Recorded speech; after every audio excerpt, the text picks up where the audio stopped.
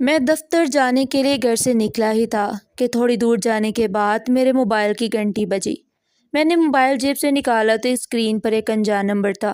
صبح کے 10 بجے تھے، مجھے دیر ہو رہی تھی مگر پھر بھی میں نے کال اٹینڈ کر لی۔ جی فرمائیے، میں نے کہا۔ میں نے سوچا شاید دفتر سے کسی نے کال کی ہو، کوئی ایمرجنسی ہو گئی ہو۔ تبھی مجھے دوسری طرف سے ایک مردانہ آواز سنائی دی۔ اس نے کہا، کیا آپ جنید صاحب بول رہے ہیں؟ جی بول رہا ہوں، کہیے۔ تبھی اس شخص نے سنجیدہ لہجے میں کہا، جنید صاحب، کیا آپ کو پتہ ہے کہ آپ کے گھر میں کیا ہو رہا ہے؟ جی کیا مطلب، کیا ہو رہا ہے؟ میں نے گھبرا کر پوچھا۔ اس نے کہا، آپ کی بیوی شمع اس وقت کسی غیر مرد سے ملاقات کر رہی ہے، شاید آپ کو اپنے گھر کی ذرا بھی پرواہ نہیں ہے۔ یہ کہہ کر اس نے کال بند کر دی اور مجھے کچھ کہنے کا موقع بھی نہیں دیا۔ میں حیران و پریشان کھڑا رہ گیا۔ ایک تو اس شخص کو میری بیوی کا نام کیسے معلوم تھا، اور پھر اسے میرے گھر کے معاملات میں دخل دینے کی کیا ضرورت تھی؟ میں شمع پر شک کرنے کا سوچ بھی نہیں سکتا تھا۔ وہ ایک انتہائی نمازی، پرہیزگار اور باکردار عورت تھی۔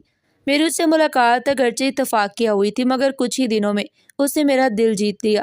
مگر کہتے ہیں کہ عورت پہ یقین کرنے میں اور مرد کو شک کرنے میں دیر نہیں لگتی۔ میں بھی شک کے ہاتھوں مجبور ہو کر گھر کی طرف چل پڑا۔ میں نے گھر جا کر دروازے کی گھنٹی بجائی مگر کافی دیر تک کوئی باہر نہیں آیا۔ تھوڑی دیر بعد مجھے اپنی بیوی کی ہلکے ہلکے قدموں کی آواز سنائی دی۔ میں اس کے قدموں کی آواز تک پہچان لیتا تھا۔ اس نے دروازہ کھولا تو اس کے چہرے پر گھبراہٹ صاف نظر آ رہی تھی۔ غالباً وہ میری اس قدر اچانک آنے پر حیران رہ گئی تھی۔ اس نے بکھرے لہجے میں پوچھا، جنید، آپ اتنی جلدی گھر کیسے آ گئے؟ میں نے اس کی بات کا جواب نہیں دیا اور آگے بڑھ گیا۔ میں نے کہا، شمع، مجھے کوئی ضروری کام پڑ گیا تھا اس لیے آنا پڑا۔ شاید 2-3 گھنٹے بعد دوبارہ جاؤں گا۔ میری بات سن کر اس کی حالت ایسی ہوگی جیسے جسم سے جان نکل گئی ہو۔ اب میرا شک یقین میں بدل چکا تھا۔ وہ مجھے ڈرائنگ روم کی طرف لے جانا چاہ رہی تھی جبکہ میں بیڈ روم کی طرف بڑھنے لگا۔ تبھی وہ آگے بڑھ کر بولی، آپ کی فائل کہاں رہ گئی ہے، بتائیں، میں ڈھونڈ دیتی ہوں۔ میں نے سخت لہجے میں کہا، میں نے تم سے کب کہا ہے کہ کچھ ڈھونڈنے کو؟ میں اسے گھور کر دیکھ رہا تھا۔ بغیر ثبوت کے کچھ کہنا بھی غلط تھا۔ میں کمرے میں گیا مگر مجھے کچھ مشکوک نظر نہیں آیا۔ واپس جانے لگا تو میری نظر ٹیبل پر رکھی مردانہ گھڑی پر پڑی۔ یہ یقینی طور پر کسی مرد کی تھی کیونکہ میں ایسی گھڑی نہیں پہنتا تھا۔ میں نے سوالی نظر سے شمع کی طرف دیکھا۔ وہ گھبرا گئی اور بولی، ارے جنید، آپ نے میرا سرپرائز خراب کر دیا۔ یہ گھڑی میں نے آپ کے لیے لی ہے۔ اسی دوران میری نظر واش روم کے بند دروازے پر جا ٹھہری۔ میں نے پوچھا، وہاں کون ہے؟ وہ فوراً بولی، وہ کام والی بائی ہے۔ دوسرے واش روم میں پانی نہیں آ رہا تھا اس لیے یہاں آ گئی۔ یہ ایک اور جھوٹ تھا۔ میں نے بھی کچھ کہا ہی تھا کہ کام والی بائی کمرے میں آ گئی۔ شمع کا رنگ زرد پڑ گیا۔ میں نے بائی کو باہر جانے کا کہا اور واش روم کے دروازے پر زور زور سے دستک دینے لگا۔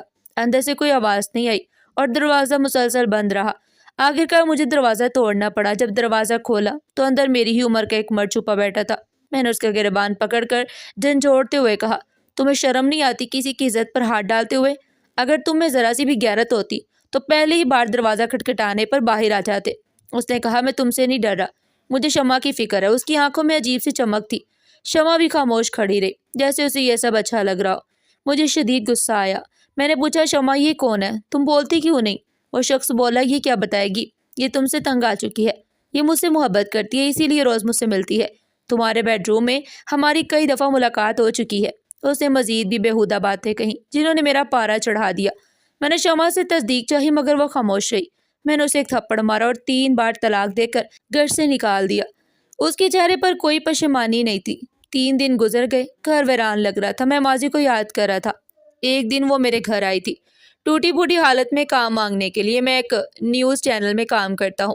میں نے ہمیشہ عورت کا ایک ایسا روپ دیکھا تھا جس نے مجھے عورت سے بدظن کر دیا تھا، مگر شمع مختلف تھی۔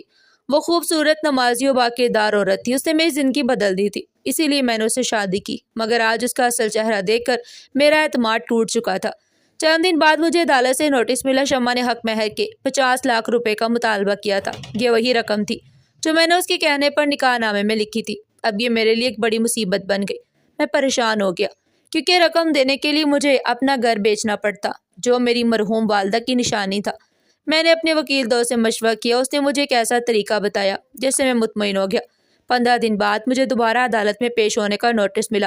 میں عدالت میں حاضر ہوا اور وکیل کے سوالات کے جواب دیے۔ جب میری بیوی کی باری آئی تو اس نے مجھ پر مختلف الزامات لگائے اور کہا کہ وہ میرے ساتھ رہنا چاہتی تھی مگر میں نے اسے زبردستی طلاق دے دی ہے۔ تبھی میں نے عدالت کے سامنے ایک ایسا موقف اختیار کیا کہ شمع نے بھی مجھ سے ایسی چالاکی کی توقع نہیں کی ہوگی۔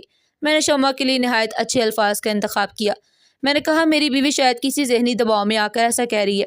یہ کچھ دنوں سے گھر سے غائب ہے. اس کے گم ہونے کی رپورٹ میں نے پولیس میں بھی درج کرائی تھی مگر بدقسمتی سے میں اس تک پہنچ نہیں سکا. شمع کو شاید ذہنی دباؤ کی وجہ سے ایسی باتیں بولنے پر کیونکہ نہ ہی میں شمع کو گھر سے نکالنا چاہتا ہوں اور نہ ہی میں نے اسے طلاق دی ہے، ورنہ مجھے اپنی خوبصورت بیوی سے کیا گلہ ہوگا جس کے ساتھ میں نے اپنی مرضی سے شادی کی تھی. میری اس بات نے کیس کی کایا ہی پلٹ دی تھی کیونکہ شمع کے پاس کوئی ثبوت نہیں تھا جس سے وہ یہ ثابت کر سکے کہ میں نے اسے طلاق دی ہے.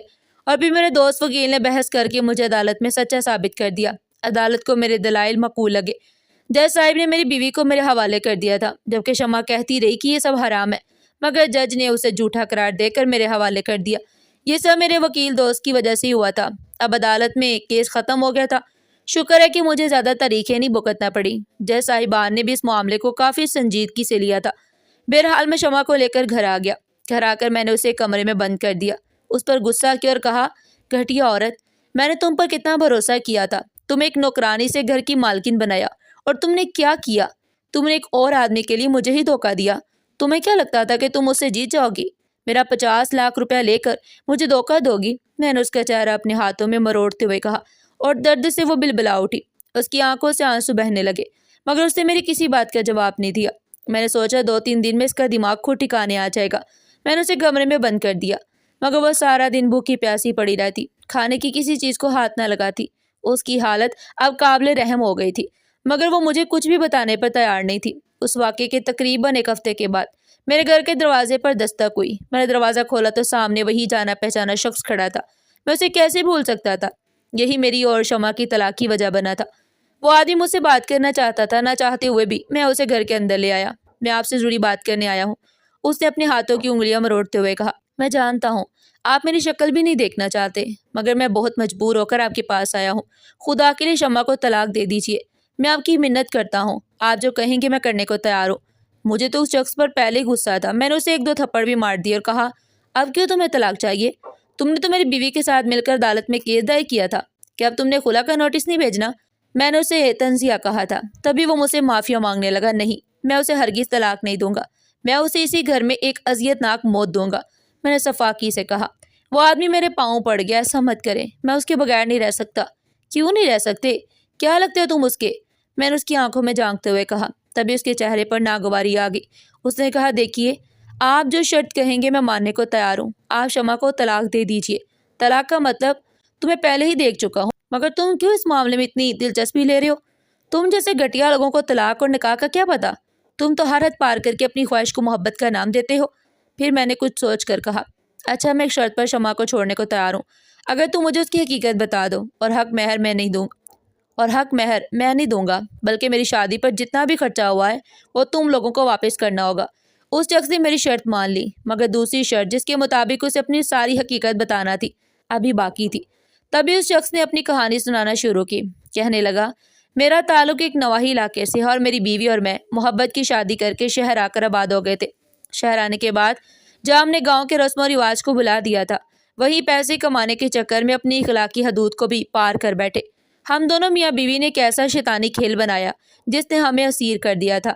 ایک ایسا کھیل جس میں مجھے بھی لطف آتا تھا. دراصل میری بیوی اور میں جہاں بھی کرائے پر گھر لیتے تھے وہاں کے مالک یا آس پاس کے کسی بھی میاں بیوی کے درمیان شیطان کی ہتھ کنڈے استعمال کرتے ہوئے ایسے لڑائی جھگڑے کرواتے کہ دونوں ایک دوسرے کی شکل دیکھنا پسند نہ کرتے. ہم لوگوں کا طریقہ واردات یہ تھا کہ ہم عموماً ایسے جوڑوں کو نشانہ بناتے جن میں پہلے سے لڑائیاں چل رہی ہوتی اور جو اپنے گھر کی باتیں آسانی سے دوسروں کو بتاتی ہوں. میری بیوی عورتوں کو بھڑکاتی جبکہ میں مردوں کے دل میں شک پیدا کرتا تھا. کئی بار یہ جوڑے صلح کر لیتے مگر اکثر طلاق ہو جاتی. تب میری بیوی ہمدرد بن کر حلالہ کے لیے انہیں آمادہ کر لیتی. حلالہ کے لیے میرا نام لیا جاتا اور میں فوراً تیار ہو جاتا. یوں ہمیں اس کے بدلے اچھی خاصی رقم ملتی کیونکہ حلالہ کے بعد ہم طلاق دینے میں تاخیر کرتے تھے اور لوگ مجبور ہو کر ہماری مانگیں پوری کرتے تھے. ایک بار ہم دونوں نوکر اور نوکرانی بن کر ایک بڑے بنگلے میں گئے جہاں کی مالکن بہت خوبصورت تھی. میں نے اس کے شوہر کو بدگمان کرنے میں خاصی محنت کی تھی. اس کا شوہر غصے والا مگر امیر آدمی تھا. مالکن کا ممرد تھی اور وہ اس کے ساتھ برا سلوک کرتا تھا. میری بیوی نے مالکن کو سمجھایا کہ تم اپنے حقوق کا استعمال کرو. تم اتنی خوبصورت ہو، کیوں تم ظلم سہتی ہو؟ ایک دن اس نے شوہر کے سامنے غصہ کیا تو اس نے اسے طلاق دے دی. ہمارا مقصد پورا ہو گیا مگر وہ شخص بعد میں پچھتانے لگا. تب میری بیوی نے حلالہ کا مشورہ دیا اور وہ عورت میرے نکاح میں آ گئی. میں نے اسے اپنے جھوٹے پیار میں ایسا الجھایا کہ وہ واپس جانے کو تیار نہ ہوئی۔ میری بیوی کو شک ہونے لگا کہ میں اس عورت میں سنجیدہ ہو گیا ہوں۔ وہ مجھے طلاق دینے پر اصرار کرنے لگی، مگر میں تیار نہیں تھا۔ ہم دونوں میں لڑائی ہونے لگی، پھر اس عورت کو سچائی کا علم ہو گیا اور ہم دونوں میں طلاق ہو گئی۔ اب ہمارے لیے یہ طلاق صرف رشتہ نہیں بلکہ کاروبار کا خاتمہ بھی تھی۔ ہم نے دوبارہ اکٹھے رہنے کے لیے لالہ کا سوچا۔ ہم آپ کو جانتے تھے، اس لیے میری بیوی نوکرانی بن کر آپ کے پاس آئی، مگر اس نے کہا کہ 6 ماہ جنید کے ساتھ رہ کر اپنی قیمت وصول کروں گی۔ تبھی حق مہر کے لیے 50 لاکھ کا مطالبہ کیا۔ میں اپنے تجربے سے سیکھ گیا ہوں کہ انسان جو کرتا ہے وہی اس کے ساتھ ہوتا ہے۔ میں کئی عورتوں کا حلالہ کر چکا ہوں، مگر اب میں توبہ کر چکا ہوں۔ مجھے ایسی حرام کمائی نہیں چاہیے جس نے میرا گھر برباد کر دیا۔ یہ کہہ کر وہ شخص رونے لگا۔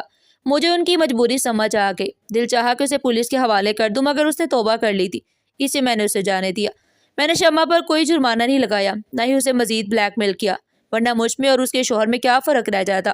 اور ہاں، آپ کو بتاتا چلوں کہ جس آدمی نے مجھے اس دن کال کی تھی وہ کوئی اور نہیں بلکہ شمع کا سابقہ شوہر تھا۔